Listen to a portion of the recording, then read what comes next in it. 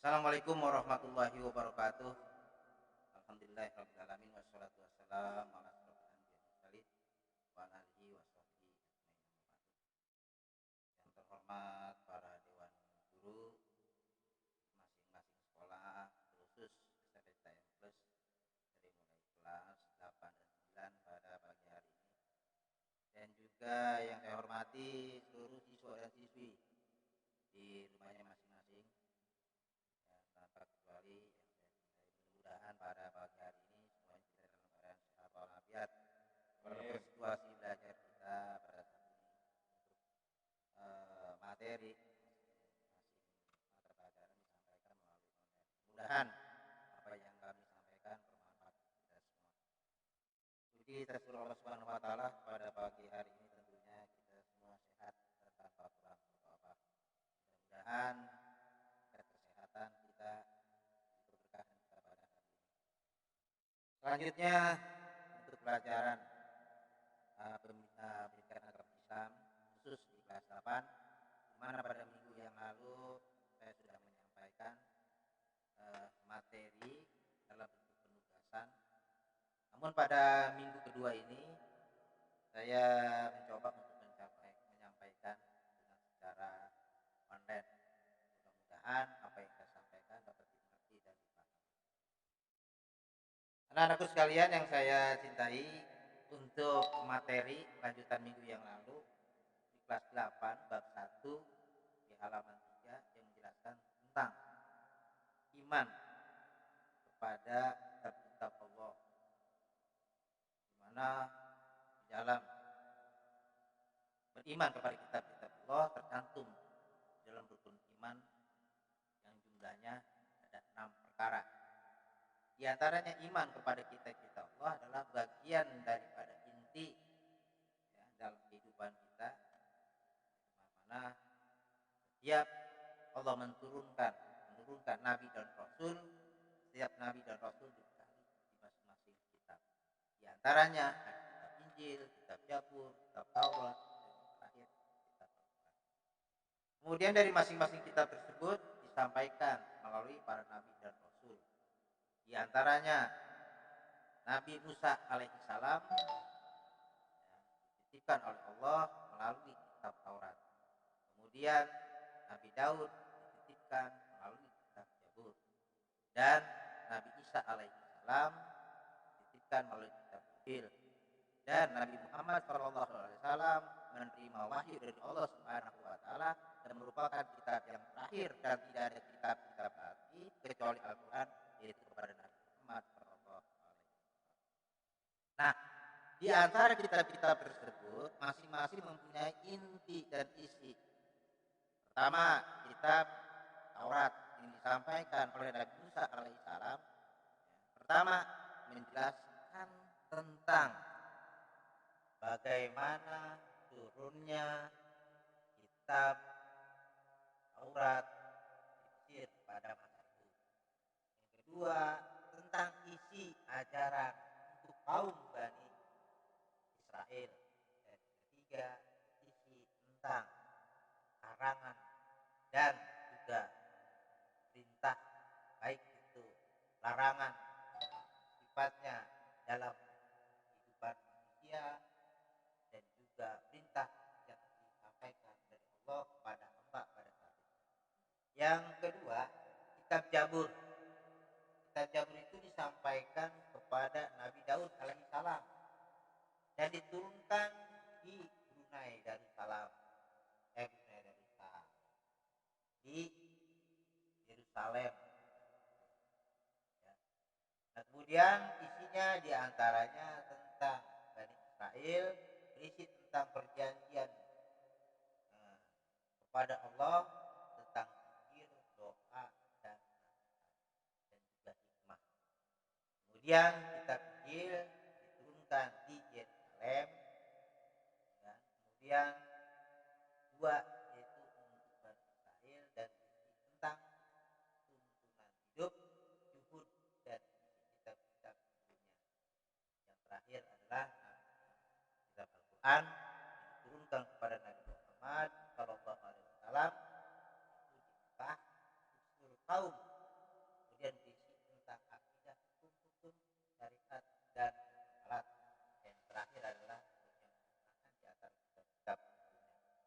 Nah itulah diantaranya para nabi dan rasul yang menerima wahyu Allah sampaikan kepada umatnya melalui para nabi dan disesuaikan dengan zamannya.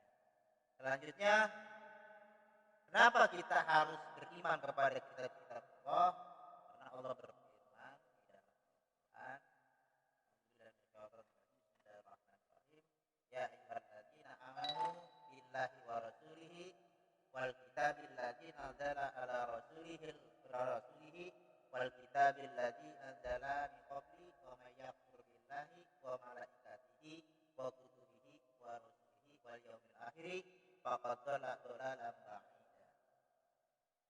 Jadi kalau kita kenapa harus beriman kepada Allah? Karena Allah langsung yang memerintahkan melalui Al-Quran surat An-Nisa.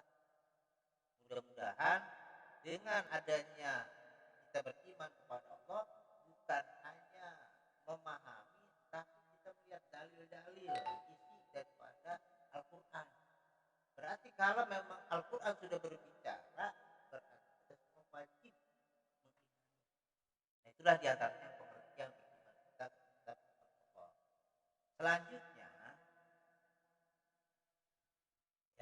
Selanjutnya, di dalam kitab Taurat di sana dijelaskan pokok ajaran-ajaran yang tentang akidah, hukum, baik itu hukum syar'i atau hukum yang terkenal dengan 10 perintah dari Allah.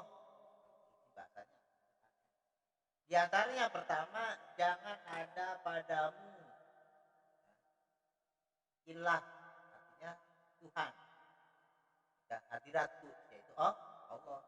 Itu isi dalam kitab Taurat. Yang kedua, jangan membuat patung ukiran dan jangan pula menyembah patung karena aku Tuhanmu, yaitu Allah. Dan yang selanjutnya, jangan kami menyebut Tuhan Allah dengan sia-sia. Kemudian ingatlah kamu akan hari supaya kamu sucikan dia. Artinya kita wajib mensucikannya. Kemudian berilah hormat kepada bapamu atau ibumu. Kemudian jangan membunuh sesama manusia. Larangan berbuat zina, larangan mencuri, larangan menjadi saksi palsu, dan larangan juga berkeinginan untuk memiliki hak orang lain. Nah itu diantaranya isi kandungan yang di dalam kitab Taurat. Kemudian kandungan kitab-kitab Allah, ya kan? Di antara dalam kitab Zabur, di sana disebutkan, nanti kamu baca ayatnya, satu dan kamu pahami juga tentang terjemahannya. Nah di sana ada petikan sedikit saya baca, kan? Di sana di dalam surat Al-Isra yang artinya sana ada pembacanya. Dan Tuhanmu lebih mengetahui siapa yang ada di langit dan di bumi. Dan sesungguhnya kami telah memberikan kelebihan kepada sebagian para nabi-nabi atas sebagian yang lain. Dan kami berikan Zabur kepada kami. Nah, berarti Allah menitipkan langsung kitab Zabur kepada Nabi Daud dan untuk diberikan petunjuk kepada umatnya. Umat siapa? Ya umat Nabi Daud. Kalau Nabi Muhammad, umatnya Muhammad. Kalau Nabi Isa, umatnya Isa. Kalau kita di sini adalah umat Nabi Muhammad, punya Al-Quran. Bukan artinya kita beriman kepada Al-Quran lantas kita tidak beriman kepada kitab Zabur. Kita imani kitab Zabur, kita imani kitab Injil, kita imani juga kitab Taurat, dan jadikanlah pedoman Al-Quran. Selanjutnya, yang kedua kitab Injil. Nah kitab Injil ini merupakan bagian daripada kitab-kitab Allah pula. Diturunkan pada Nabi Isa alaihissalam. Untuk siapa? Untuk kaum Isa. Yang isi dalam kandungan kitab Injil adalah ajaran untuk hidup dengan zuhud. Karena pada masa itu orang-orang Yahudi sedang dilanda ketakutan dan kesamaan. Ya kan? Oleh karena itu, dengan kitab-kitab sebelumnya, namun sebagian menghapus hukum-hukum yang tertera kitab Taurat yang tidak sesuai dengan bagaimana Allah berfirman di dalam Al-Quran. Artinya ya kita membaca. Jadi semuanya yang Allah turunkan kitab baik Injil, Taurat, semuanya adalah melalui para nabi dan rasul. Hanya satu yaitu Al-Quran yang sama jelas tidak ada tambahan kalimat, tidak ada tambahan perubahan. Makanya kalau kita beriman kepada kitab Allah, kita belajar bagaimana cara membaca Al-Quran, bagaimana membaca huruf Al-Quran, bagaimana juga kita mengejar Al-Quran. Maka dengan belajar kita tahu tuh mana kekurangannya Al-Quran, ya kan? Karena kita baca nggak ada yang hilang satu. Contoh Al-Fatihah, Alhamdulillahirabbil alamin dan seterusnya. Apa kita ganti Alhamdulillah, ya kan? Wa bihi nasta'in umpamanya, karena sering nggak pernah kita baca, dibaca lah. Karena kita membaca tentunya dengan kalimat itu kita nggak bisa. Mudah-mudahan ya dengan apa yang kita sampaikan, terutama dalam masalah kita ini kamu dapat belajar di rumah. Selanjutnya yang terakhir yaitu kitab Al-Quran. Nah, disinilah Al-Quran. Sesungguhnya kitab Al-Quran adalah kitab yang menyempurnakan seluruh daripada kitab-kitab yang diturunkan kepada Nabi Muhammad, dan sesungguhnya Nabi Muhammad adalah Nabi terakhir. Ya, kalau bicara Nabi nanti kita bicara kepada yang tentang kerasulan. Tapi kita bicara masalah kitabnya. Ya kan? Di mana di dalam Al-Quran di mana jadinya di sana di dalam surah Al-Baqarah, "Dzalikal kitabu la raiba fihi hudal lil muttaqin." Dzalika sesungguhnya itu isi daripada Al-Quran sebagai petunjuk untuk siapa? Untuk kita. Bagaimana Allah menurunkan Al-Quran kepada Nabi Muhammad, ya kan? Melalui para malaikat agar disampaikan kepada kita. Nah, di antaranya isi di dalam Al-Quran itu pertama tentang tauhid. Apa itu tauhid? Yaitu keyakinan tentang iman kepada yang gaib, kitab Allah, dan juga tentang akhirat. Gaib itu nyata, kita wajib beriman kepada yang gaib. Nah, kalau kenapa kita wajib beriman kepada yang gaib? Kalau kita nggak beriman kepada yang gaib, kita ingin tahu siapa itu malaikat, pernah lihat malaikat kok? Jadi kita nggak pernah malaikat, berarti kan nggak pernah melihat kan? Wajib lagi kita beriman kepada hal yang nggak lihat oleh Allah Subhanahu Wa Taala, termasuk Allah sendiri. Selanjutnya yang kedua tentang syariah, yaitu berisi tentang hukum Allah. Hukum itu sebagai rambu-rambu diturunkan melalui Al-Quran. Oh ini baik, laksanakan. Oh ini salah, tinggalkan. Oh ini haram, tinggalkan. Itu terisi di dalam. Tujuannya apa? Agar kita selamat daripada hal-hal yang dapat mencelakakan diri kita sendiri dan orang lain.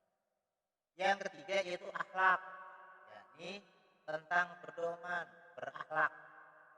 Akhlak itu adalah pakaian daripada manusia. Bagaimana Nabi pernah bersabda, "Nama itu diutamimal maka sesungguhnya aku diutus ke muka bumi ini untuk menyempurnakan akhlak."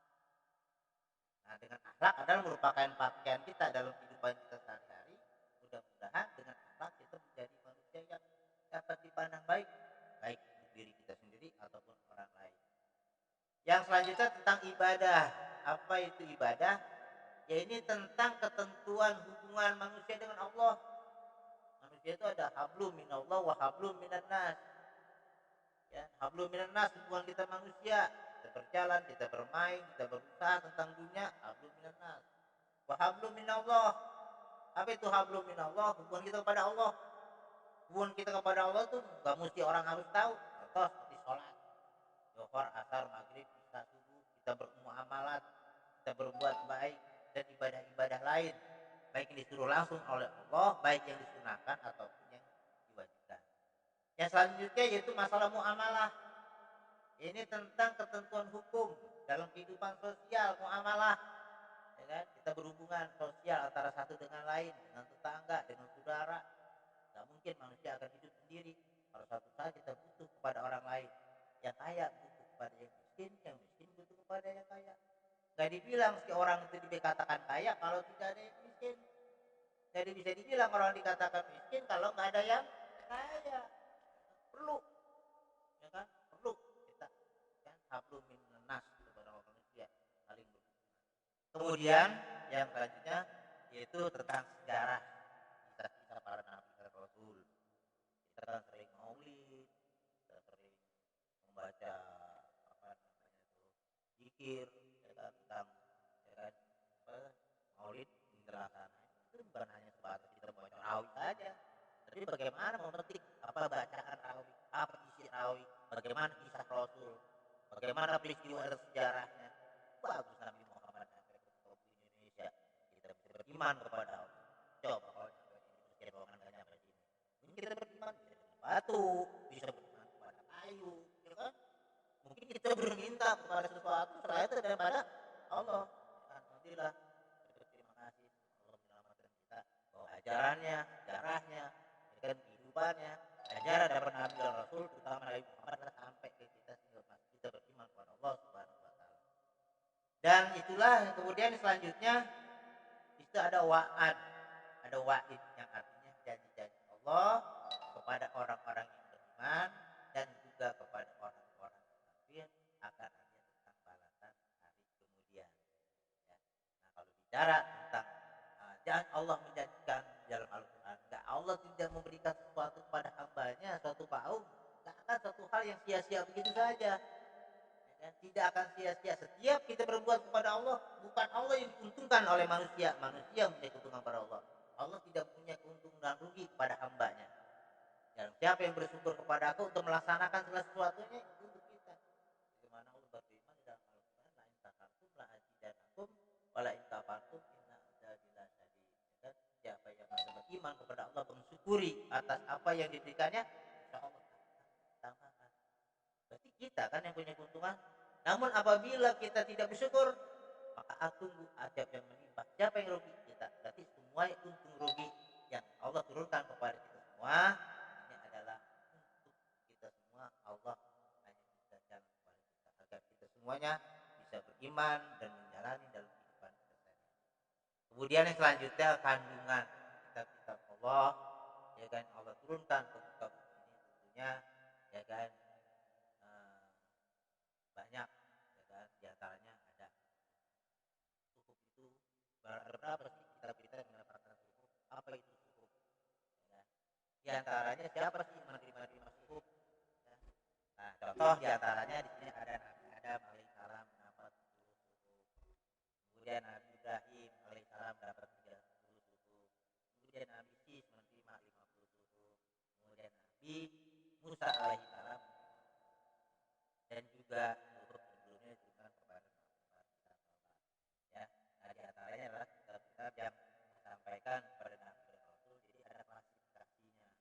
Di antara 4 ada ayat 4 Nabi dan Rasul itu masing-masing mempunyai kelebihan dan juga apa namanya diberikan suhuf. Ada yang bukan artinya yang sedikit enggak, tapi semuanya adalah sama. Nanti untuk suhuf kita jelaskan berikutnya. Selanjutnya, ya kan, bagaimana cara beriman kepada kitab Allah?